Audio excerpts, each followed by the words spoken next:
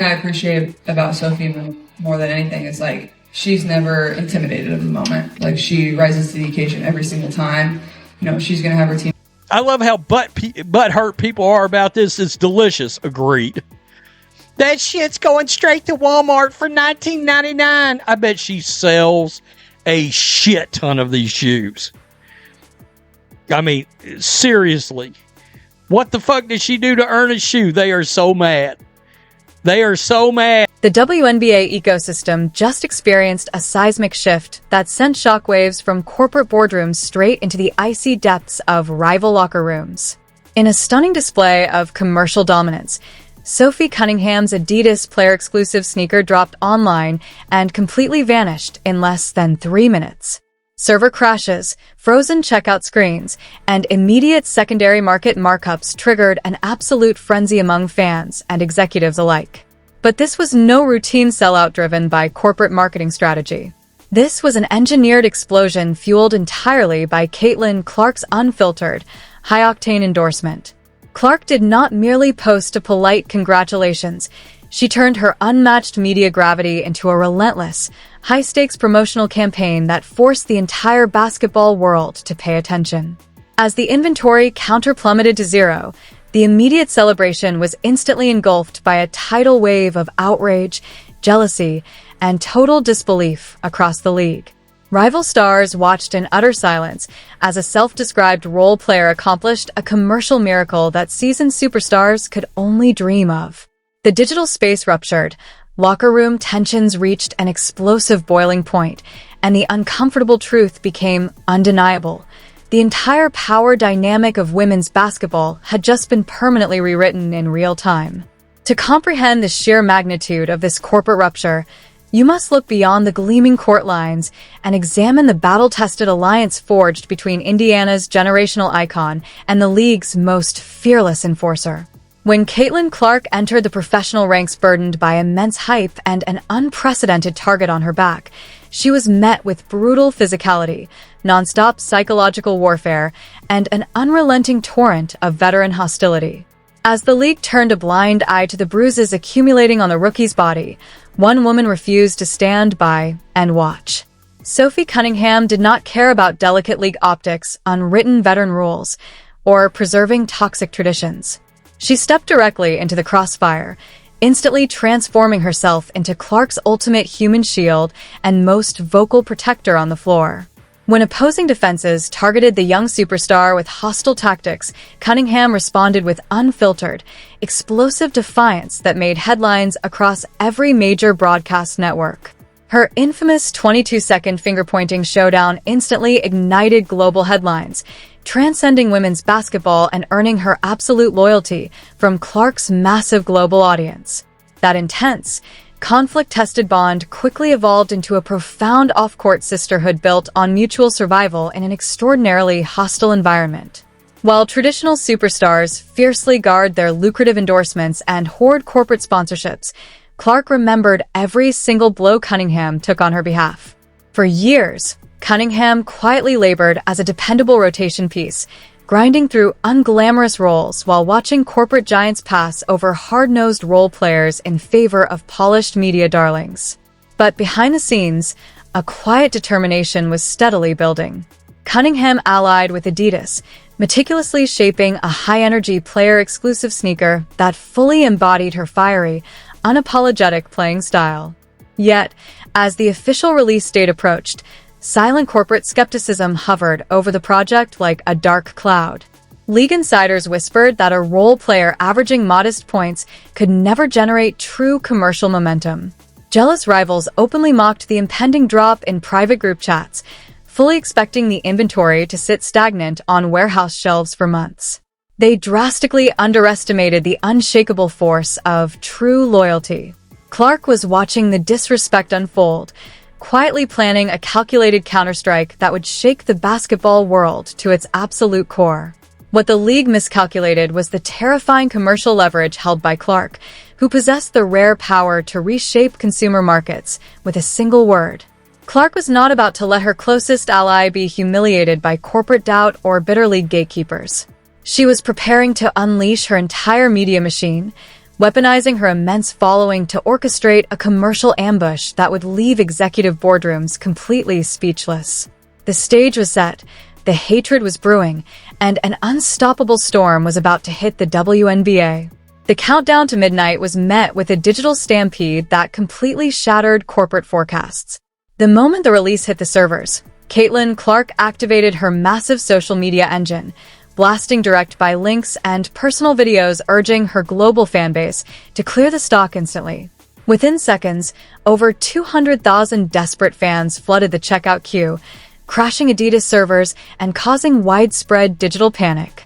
Checkout screens froze, credit cards were declined, and in less than 3 minutes, every single pair was officially sold out.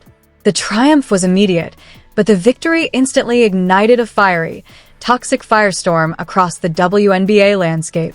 Bitter rival players watched in absolute disbelief as secondary resale platforms instantly listed the $120 sneakers for over $600. In private locker rooms, long-standing jealousies exploded into open rage. Prominent league veterans began dropping cryptic, passive-aggressive posts attacking the validity of the sellout, claiming the inventory was deliberately manipulated to create fake hype. The narrative quickly turned ugly, with critics arguing that a role player averaging under 10 points per game was usurping deals meant for elite all-stars.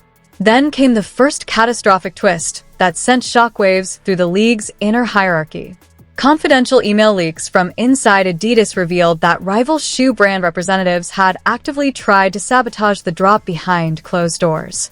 Shockingly, executives from a competing apparel giant had quietly pressured retail distributors to limit regional stock, terrified that a role player backed by Clark would outperform their own signature athlete lines.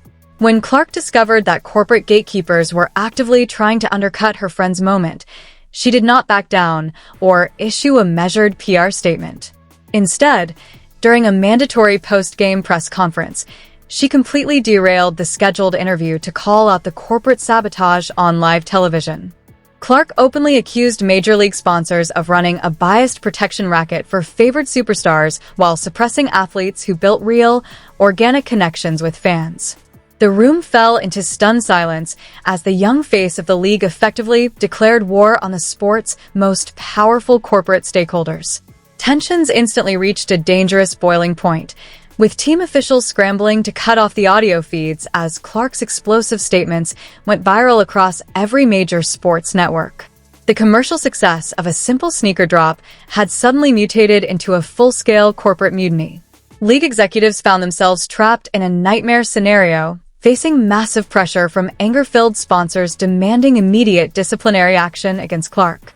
Meanwhile, inside the Indiana locker room, the atmosphere turned ice-cold as division lines were drawn between players standing with Clark and those terrified of the league's political retaliation. The stage was set for an unprecedented showdown, and the consequences were about to turn terrifyingly personal. The aftermath of Clark's press conference exploded into an all-out civil war that paralyzed the league office. Major corporate sponsors, furious over being publicly exposed on national television, issued a joint ultimatum to WNBA leadership, demanding hefty fines and an immediate public retraction. Inside rival locker rooms, the resentment boiled over into open hostility, with multiple veteran stars threatening a media boycott if the league failed to rein in Clark's unchecked influence. Anonymous sources began leaking stories to major sports outlets, painting Clark and Cunningham as toxic renegades who were destroying league unity for personal gain. The online sphere devolved into absolute anarchy as Clark's fiercely protective fanbase launched counteroffensives, mass reporting critic accounts and boycotting brands that stood against the Indiana duo. Every post-game tunnel walk became a high-voltage media circus, with reporters ignoring game strategy entirely to pry into the deepening rift. League officials desperately convened emergency virtual meetings, terrified that the impending high-profile matchups would devolve into physical brawls on the court. The financial stakes had escalated far beyond a simple footwear release, threatening to tear apart multi-million-dollar broadcast deals and executive partnerships right in the middle of a historic season. Then, an even more sinister revelation struck like a thunderbolt, threatening to utterly dismantle the Indiana franchise from within. Leaked audio recordings from a private union conference call were leaked online, exposing that high-ranking veteran players had secretly lobbied league administrators to launch an official tampering investigation into the Adidas drop. The explosive tapes revealed that rival athletes were actively trying to strip Cunningham of her royalty earnings, alleging that Clark's nonstop promotion constituted an illegal, unmonitored endorsement loop that violated team salary cap regulations. The betrayal ran deep, revealing that even individuals within Indiana's own broader athletic network had quietly signed off on the union complaint out of sheer professional envy. Hearing her own peers weaponize league bureaucracy to sabotage her livelihood devastated Cunningham, driving her to the brink of an emotional breakdown inside the practice facility. But instead of breaking, the targeted enforcer made a chilling decision that changed everything. Walking directly into the front office with her legal team, Cunningham threatened to walk away from the sport entirely and file a landmark antitrust lawsuit against the league and its primary sponsors. The threat of full legal discovery meant exposing years of hidden corporate favoritism, unequal marketing budgets, and blacklisting practices that the WNBA had fought for decades to keep buried. Panicked league executives realized they were no longer dealing with a routine player dispute. They were facing an existential legal catastrophe that could dismantle their entire commercial structure. As news of the potential lawsuit leaked to the press, corporate stock prices for major sponsors took an immediate dip, throwing corporate boardrooms into utter chaos. The conflict had officially escalated from a locker room feud into a full-blown war against the sport's highest authorities, and the next move promised complete destruction. The threat of an explosive antitrust lawsuit hit the WNBA like a sledgehammer, sending stock valuations tumbling and triggering absolute chaos across mainstream media outlets. Sports talk radio, late-night broadcasts, and digital platforms abandoned game highlights entirely, obsessing over the escalating legal war threatening to bankrupt league leadership. Outside arenas, protesting fans lined the streets holding signs condemning corporate greed, while online comment sections turned into toxic battlegrounds where death threats and vile insults were traded constantly. The raw, unedited public backlash completely overwhelmed league public relations teams, who scrambled helplessly to control a narrative that had spiraled far beyond their reach. What began as a celebration of teammate loyalty had mutated into an ugly national debate over jealousy, corporate censorship, and systemic favoritism in professional sports. Inside the Indiana locker room, the emotional toll reached an agonizing breaking point as the psychological pressure tore away at team chemistry. Cunningham, battered by nonstop online harassment and crushed by the cold betrayal of her peers, retreated into isolation, missing morning shoot-arounds as tears of anger and exhaustion took their toll. Clark, bearing the immense weight of knowing her vocal support had inadvertently triggered this massive corporate warfare, found herself suffocating under the relentless spotlight. The joyful energy that once defined their viral partnership vanished, replaced by tense, hollow silences and haunted glances beneath the arena lights. During a high-stakes away game in Phoenix, the toxic environment reached its peak when hostile opposing fans subjected Cunningham to relentless, vitriolic chants every time she touched the basketball. The emotional strain visibly overwhelmed her on the court, leading to a tearful breakdown on the bench during a crucial fourth-quarter timeout. Watching her friend unravel under the weight of coordinated hatred broke something deep inside Clark. Refusing to let the league's toxic politics destroy her teammate, Clark walked past her coaching staff, grabbed a microphone from the scorer's table, and addressed the roaring crowd directly. In an emotionally raw, unscripted moment that stunned millions watching live, Clark delivered a scathing rebuke of the league's toxic culture, declaring that if defending her teammates meant being destroyed by the system, she was entirely prepared to burn that system to the ground.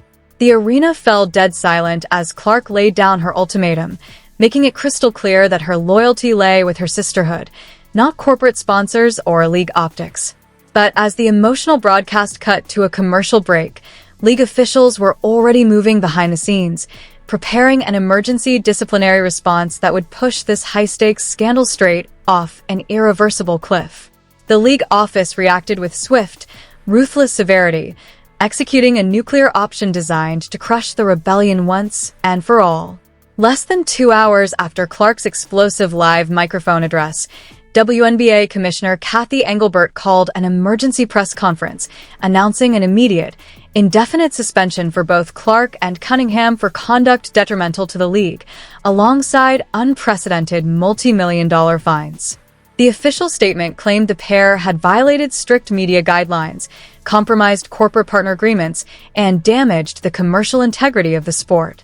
The sports world stood frozen in complete shock as the league's most profitable star was stripped of her right to step onto the basketball court, sacrificing millions in broadcasting rights in a desperate attempt to regain control. Rival players who had spent days praying for Clark's downfall suddenly realized the terrifying reality of what had just occurred. The league had proven it would willingly destroy its biggest asset to protect its corporate elite. But as corporate executives celebrated their cold, authoritarian display of power in boardrooms across Manhattan, they completely failed to anticipate the catastrophic retaliatory strike that had already been put into motion. While the commissioner was speaking to reporters, an encrypted dossier containing internal executive emails, confidential financial spreadsheets, and recorded phone calls was silently leaked to every major federal investigative agency and top-tier news outlet in the country. The devastating leak revealed that high-ranking WNBA officials and top Adidas representatives had secretly colluded for months to artificially suppress shoe production numbers for select non-signature athletes, intentionally orchestrating stock shortages to protect the market share of heavily favored superstar lines. The scandal is no longer just about locker room jealousy or petty player rivalries. It was a massive, organized corporate fraud scheme involving price manipulation, breach of contract, and systemic market suppression. Within 30 minutes of the document leak, federal regulators announced a formal investigation into the league's commercial operations, throwing the entire WNBA into absolute legal peril.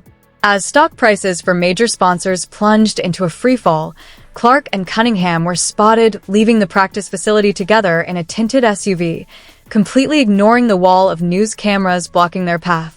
Suddenly, Clark's official social media accounts went live, displaying a simple, ominous message against a pitch-black background. "You thought you could silence us. See you in court."